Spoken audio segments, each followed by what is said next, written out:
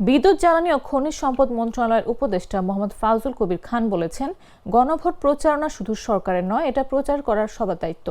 গণভোট প্রচারণার জন্য প্রত্যেক উপদেষ্টা বিভিন্ন জেলায় জেলায় যাচ্ছেন। সোমবার সকালে টাঙ্গাইল পৌর শহীদ স্মৃতি উদ্যানে ভোটের গাড়ি গণভোট প্রচারণায় তিনি এসব কথা বলেন।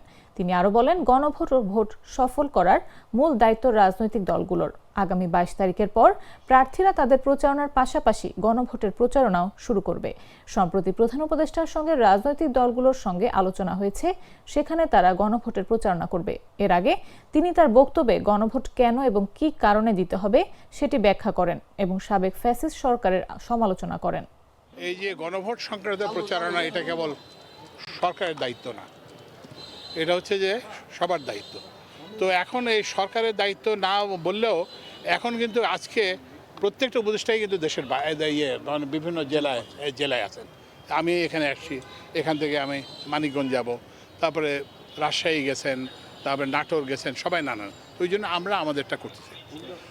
আর যেটা এই যে গণভোট এবং ভোট সফল করার মূল দায়িত্ব কিন্তু রাজনৈতিক দলগুলোর।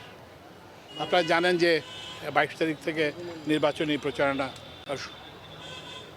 শুরু হবে এবং তখন কিন্তু তারা কি বলে যে এই তাদের দলীয় প্রার্থীর জন্য যে করবেন, প্রচারণা করবেন, সেটার সঙ্গে তারা ওই যে গণভোটের প্রচারণাকেও তাদের অন্তর্ভুক্ত। আমরা এর মধ্যে রাজনৈতিক দলগুলোর সঙ্গে প্রধান উপদেষ্টা বৈঠকে মিলিত হয়েছে এবং সেখানে সব রাজনৈতিক দল আমাদেরকে আশ্বস্ত করেছেন যে তারা তাদের যে প্রার্থীদের নির্বাচনী প্রচারণার পাশাপাশি তারা গণভোট। আমার একটা স্মার্ট সিদ্ধান্তে 25% গ্যাসের খরচ কমেছে। ভাবছেন কিভাবে?